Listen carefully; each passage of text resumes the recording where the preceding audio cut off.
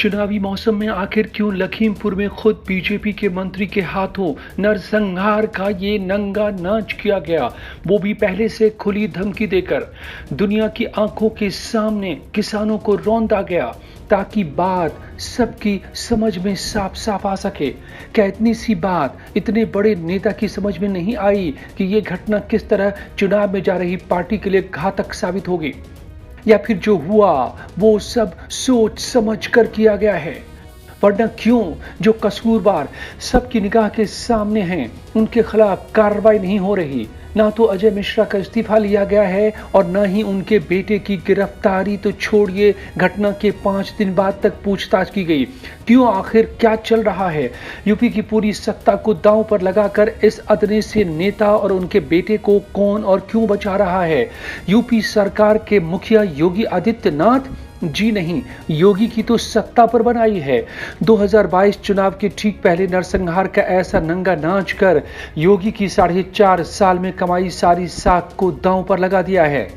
अब किस मुंह से चुनाव में यूपी के लॉ एंड ऑर्डर को ठीक करने का दम भरते हुए योगी दोबारा बहुमत मांगने जाएंगे?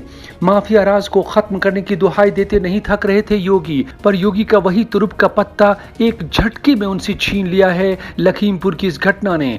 तो योगी के लिए तो जरूरी था कि डैमेज कंट्रोल के लिए तुरंत वो आशीष मिश्रा को गिरफ्तार कर जेल में डालते और अजय मिश्रा का इस्तीफा लिया जाता, पर ऐसा नहीं हुआ। जरा गौर कीजिए क्यों।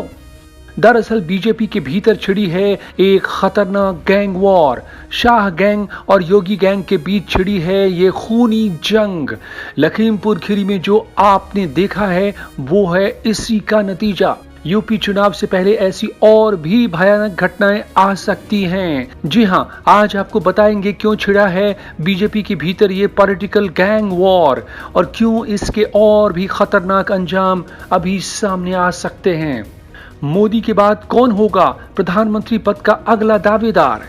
यही वो लाख नहीं अरब टके का सवाल है जिसने बीजेपी के भीतर ये आग भड़का दी है। दावेदारों की इसी जंग का नतीजा है लखीमपुर खीरी का ये नरसंहार कांड। इसे समझना बड़ा दिलचस्प है। वीडियो के अंत तक आपको भी समझ आ जाएगा कि किस तरह लखीमपुर खीरी कांड की बिसात दरअसल दिल्ली के लुटियंस जोन में बिछाई गई है। इस बीच आप कर लीजिए इस चैनल को सब्सक्राइब और लाइक कीजिए इस वीडियो को और शेयर कीजिए अपने दोस्तों के साथ। आइए सियासी शह और मात के शतरंज के इस खेल को समझने के लिए एक बार फिर रुख करते हैं लखीमपुर खीरी की ओर। तारीख 3 नवंबर 2021। मौका है देश के होम मिनिस्टर अमित शाह के डिप्टी यानी देश के गृह मंत्री अजय मिश्रा टोनी के गांव में उनके घर पर पुश्तैनी कुश्ती प्रतियोगिता का। वीआईपी गेस्ट के तौर पर बुलाए जाते हैं यूपी सरकार में उप मुख्यमंत्री केशव मौर्य। राजनीति की जानकार ये बखूबी जानते हैं कि यूपी के सीएम योगी आदित्यनाथ संघ की पसंद और चहेते हैं, तो केशव मौर्य को गृह मंत्री अमित शाह का खास आशीर्वाद प्राप्त है। लोग ये भी बखूबी बताते हैं कि योगी और केशव मौर्य में घनघोर दुश्मनी है। 2017 में मोदी के चेहरे पर ही सही मौर्य के प्रदेश अध्यक्ष रहते ही बीजेपी भारी बहुमत से यूपी में चुनाव जीती थी, जिसके बाद सीएम बनने के लिए मौर्य ने दिल्ली में धरना तक दे दिया था। सदमे में अस्पताल तक चले गए थे केशव मौर्य, लेकिन संघ के आगे तब किसी की नहीं चली थी और योगी को शपथ दिला दिया गया था। तभी से केशव मौर्य खुद को ठगा हुआ महसूस करते रहे हैं और नतीजे में योगी आदित्यनाथ से दुश्मनी पाल रखी है। तब से वो हमेशा मौके की ताक में रहे हैं। यही वजह है कि पिछले 4.5 साल में पहली बार योगी और केशव मौर्य तब मिले जब हाल ही में खुद योगी अपने आवास से पैदल चलकर मौर्य के घर गए, वो भी संघ के दत्तात्रेय हाउसबोले के साथ, जबकि दोनों के आवास के बीच महज 100 मीटर का फासला है। ये कब ऐसा हुआ आपको बताएंगे आगे। अब समझिए रेस कोर्स के रेस को। नरेंद्र मोदी के बाद उनके उत्तराधिकारी के तौर पर अमित शाह स्वाभाविक उम्मीदवार थे। 2019 में बनी मोदी 2 की सरकार में इसलिए शाह को गृह मंत्री बनाया गया, जो पीएम के बाद नंबर 2 का पोजीशन माना जाता है। धारा 370, सीएए और एनआरसी जैसे मुद्दों को लेकर अमित शाह समर्थकों के बीच खासे पॉपुलर भी हो रहे थे। सब कुछ ठीक चल रहा था, लेकिन बीच में आ गए योगी आदित्यनाथ। दरअसल संघ के लार्जर एजेंडा में योगी पूरी तरह फिट बैठते हैं। हिंदुत्व और राष्ट्रवाद के योगी जीती जागती प्रतिमूर्ति हैं। ऊपर से यूपी में जिस तरह योगी के काम को तारीफ मिलने लगी, इससे उनका कद बढ़ने लगा। यूं भी माना जाता है कि दिल्ली का रास्ता यूपी होकर ही जाता है, तभी देश के ज्यादातर प्रधानमंत्री यूपी से ही बने हैं और खुद मोदी ने भी 2014 से गुजरात छोड़ यूपी का ही रास्ता चुना। उस यूपी के सीएम योगी का इस तरह बढ़ता कद अमित शाह के लिए खतरे की घंटी बनने लगा। पर संघ का हाथ होने के चलते शाह खुलकर योगी के खिलाफ कुछ नहीं कर पा रहे थे। ऐसे में चली गई एक चाल, योगी के कद को घटाने की चाल। जनवरी 2021 में केंद्र सरकार के एक अधिकारी को रातों रात रिजाइन करवाकर यूपी भेजा जाता है और एमएलसी बना दिया जाता है। मूल रूप से यूपी के मऊ जिले के रहने वाले AK शर्मा ने बतौर IAS ऑफिसर 2001 से लेकर 2013 तक गुजरात में नरेंद्र मोदी के साथ विभिन्न पदों पर काम किया था और नरेंद्र मोदी के इतने खास थे कि जब प्रधानमंत्री बनकर मोदी दिल्ली आए तो अरविंद शर्मा भी उनके साथ PMO आ गए थे। जाहिर है अमित शाह के भी वो विश्वास पात्र थे। इसके बाद दिल्ली से योगी को कहा गया कि AK शर्मा को यूपी का उप मुख्यमंत्री बना दिया जाए और उन्हें होम डिपार्टमेंट दे दिया जाए।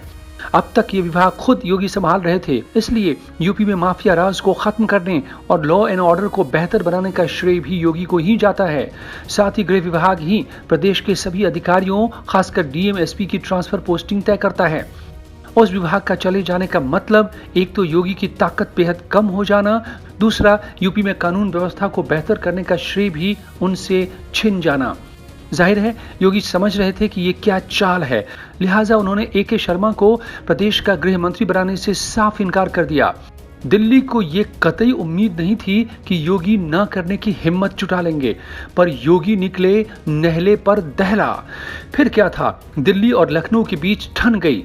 इसके बारे में आपने पिछले दिनों काफी कुछ पढ़ा देखा होगा। जनवरी से चला आ रहा शीत युद्ध जून जुलाई अगस्त तक आते आते चरम पर पहुंच गया। इस दौरान कई बार योगी दिल्ली दरबार बुलाए गए। बात योगी के इस्तीफे तक जा पहुंची थी, लेकिन फिर बीच में आया संघ और योगी को संघ का साथ बचा ले गया। संघ ने बीच बचाव कर मामले को शांत कराया। तभी योगी ने अपने आवास से पहली बार केशव मौर्य के घर की 100 मीटर की दूरी को तय किया था। लेकिन मामला खत्म नहीं हुआ। उस वक्त दिल्ली के खिलाड़ी चुप तो हो गए, पर वो मौके के इंतजार में घात लगाए बैठे रहे। राजनीति में मौका सबसे अहम होता है और अब है वो आखिरी मौका चुनाव का।